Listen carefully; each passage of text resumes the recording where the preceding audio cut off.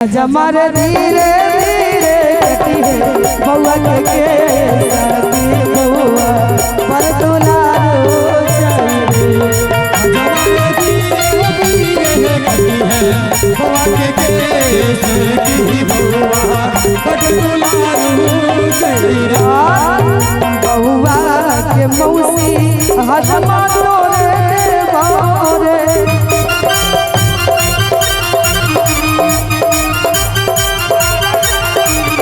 बउआ के मौसी गाँव वाला तोरे मोरे रे कैमरा वाला तोरे मोरे। प्रमुख जी को देना है बउआ के मौसी को ना। हाँ उषा जी हाँ ई छथिन बउआ के मामा जी आदर्श मामा जी। अच्छा आदर्श मामा जी के तरफ से 501 रुपया के पुरस्कार। बउआ के भेलिया अच्छा अही के मूरन भेलिए नहीं अहाँ के भाई के बउआ के भाई के तरफ से ढेर सारा पुरस्कार। के पप्पा बड़ गलती केलक अहाँ के बियाहे में आबू जो प्रोग्राम है तो मूरन मत नहीं है बताइए। हाँ बउआ के नानी हाँ प्रमुख जी है के देवयो। अच्छा यो प्रमुख जी केने नजर है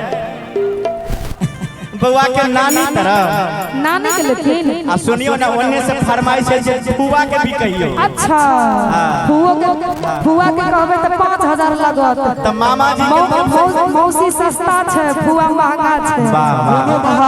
कोनो बात नहीं कहले जे 5000 ने 6000 दे देबे। हां त दियो 6000 त तुरंत गाली देबे फुआ के। ऑनलाइन से ले छी हम तो कोनो दिक्कत नहीं छे। है ना पहले मौसी के कहबे अभी मौसी के नाम पर पुरस्कार बहुत आबि रहल छै। अच्छा बिल्कुल बिल्कुल बउआ के मौसी ए प्रमुख जी तोरे देवा हो ए पर ए छेदी तोरे देवा हो के हजमारे धीरे धीरे कटी है बउआ के सती बउआ पर दुलारो हजमारे धीरे धीरे कटी है बउआ के सती बउआ पर दुलार लागे। बउआ के मौसी के दान में देवन प्रमुख जी के तो प्रमुख जी के तरफ से 1100 रुपया का पुरस्कार है। अब नानी के दिए ना। हाँ हुनकर जे छै उपाधि जे छै हुनकर उम्र के देखत नानीए सेट करते हैं। हां बउआ के नानी ए मुखिया जी तोरे देवा हो। आ मुखिया जी निकालियो 500 के नोट। अच्छा मुखिया जी से हाँ मुस्कुराइयो ने जल्दी निकालियो। बउआ के नानी मुखिया जी तोरे देवा हो ए मुखिया जी तोरे देवा हो। एगो चीज देखे मुखिया जी का दांत भी टूट गया तो नानी को कैसे रखेंगे।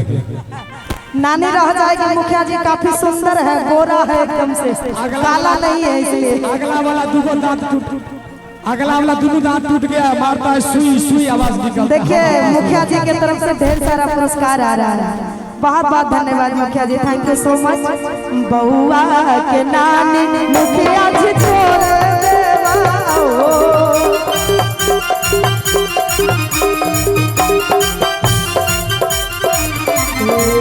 बउआ के नानी मुखिया जी तोरे देवा हो मुखिया जी तोरे देवा हो।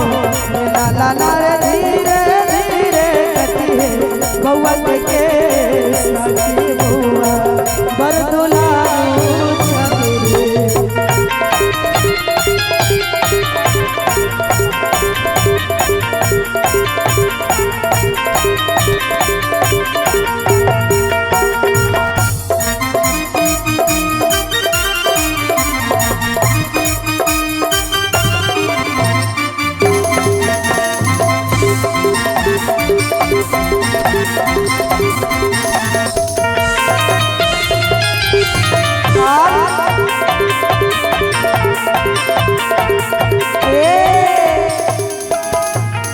मास्टर जी के तरफ से ढेर सारा पुरस्कार है। बात आप नहीं दे रहे थे, आपके चेला चटिया दे रहे हैं। उषा जी हाँ और बउआ के फुआ के लिए भी होनी चाहिए इधर से फरमाइश। हाँ बिल्कुल। अब बउआ के फूफा जी कहाँ है? कौन है इसमें से फूफा? फूफा अच्छा वही है, नहीं है, आप ही हैं फूफा।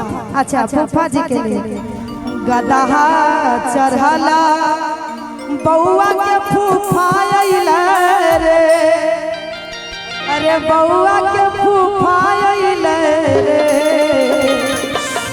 बउआ के फूफा जी अरे लाला ना रे पेढ़ाने अइला बहिन बाला चोलिया की चोलिया में पना सोइया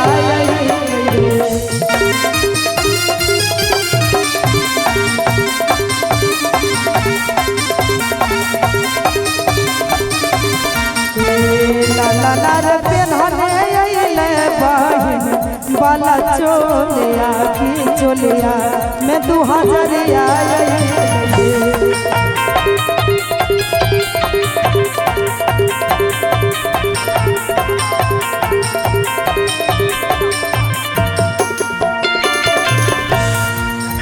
ननद को फुआ जी को बउआ के फुआ मामू तोरे देवा हो, मामा तोरे देवा हो,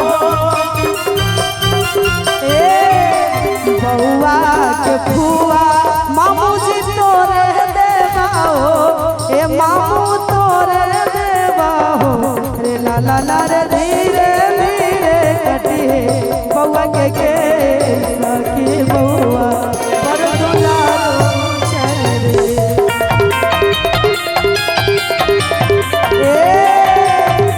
एक मिनट, अरे बउआ मुरनबा कब शोभेला, के बउआ मुरनबा कब शोभेला, आ कैसे जब मौसी नचनिया तब शोभेला,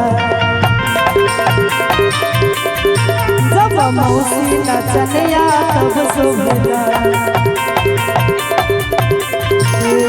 मौसी नचनिया कब शोभेला,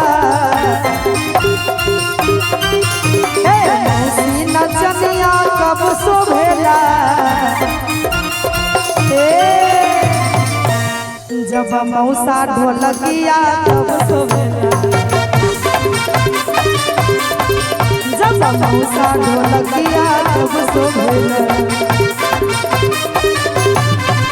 अरे मैंने किसी को दिल दे दिया, दिल दे दिया हो दिल दे दिया, मैंने किसी को दिल दे दिया, दिल दे दिया, दिल दे दिया, पूछो पूछो पूछो पूछो कौन है वो, देखो देखो देखो देखो कौन है वो।